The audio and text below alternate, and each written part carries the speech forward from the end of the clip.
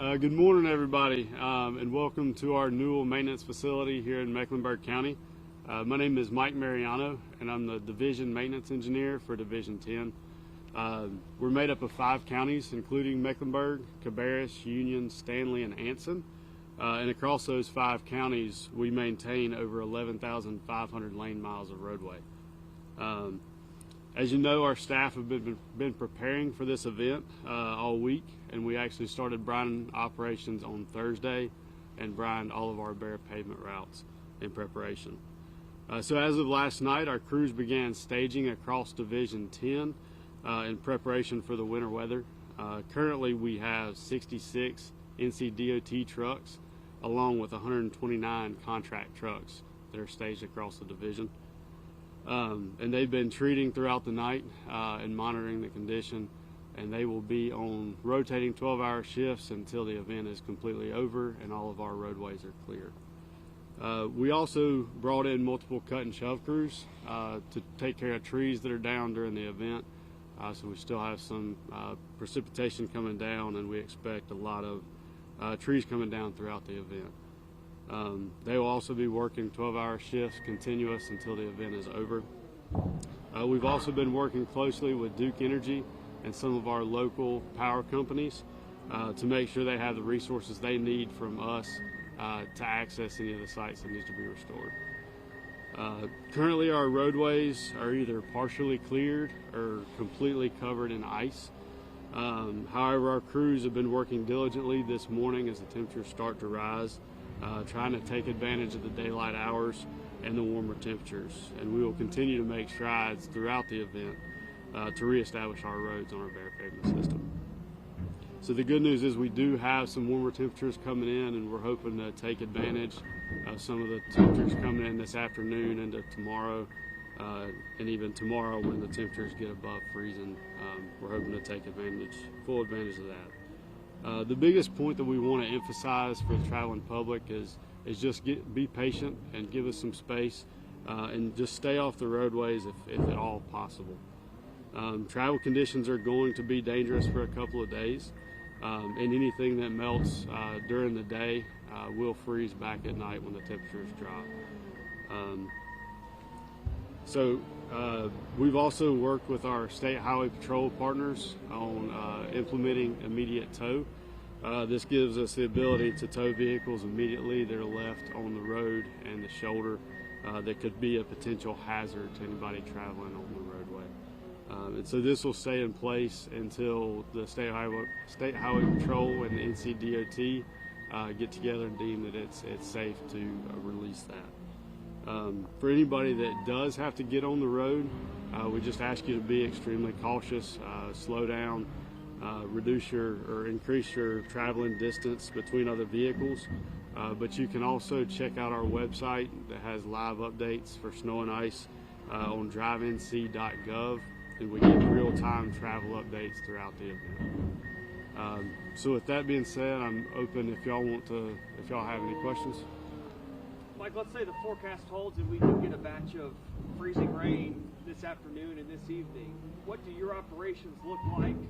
Do things pause as that freezing rain comes down, or will there be trucks out on the road treating roads as that happens? What does that look like? Yeah, so we're going to continue to treat as we continue to get precipitation.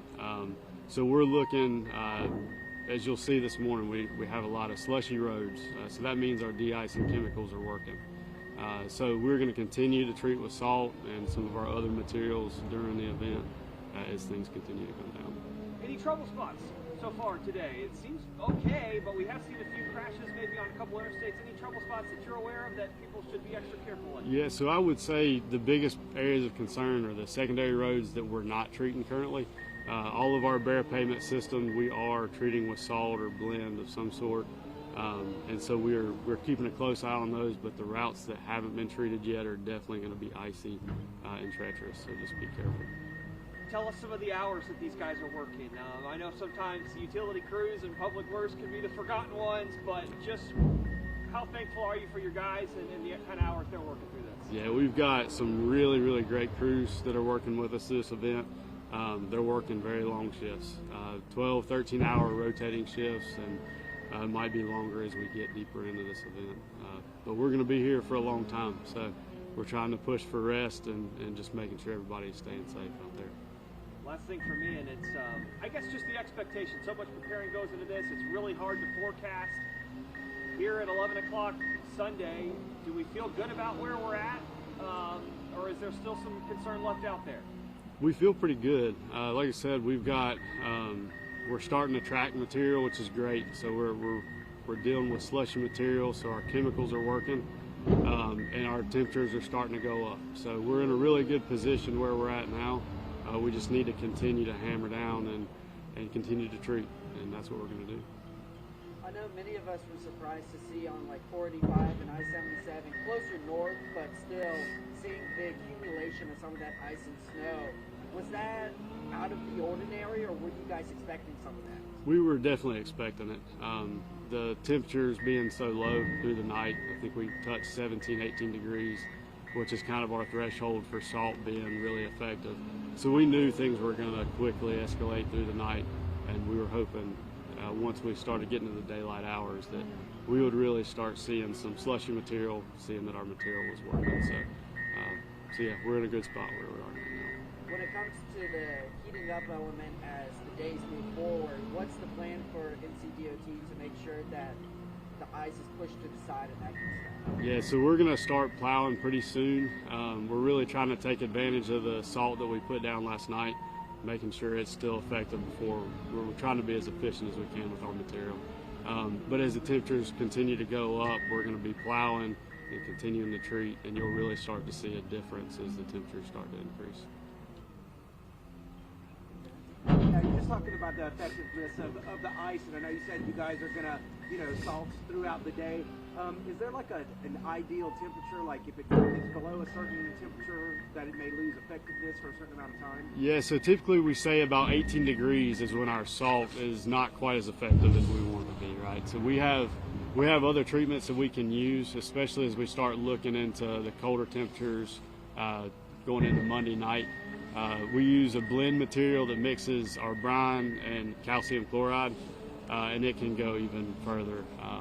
So we have some different options for when the temperatures go down, but 18 degrees is typically what we say for salt. Appreciate it. Absolutely. Thank y'all for coming out. Queen City News Plus. Just search Queen City News on your smart TV's app store.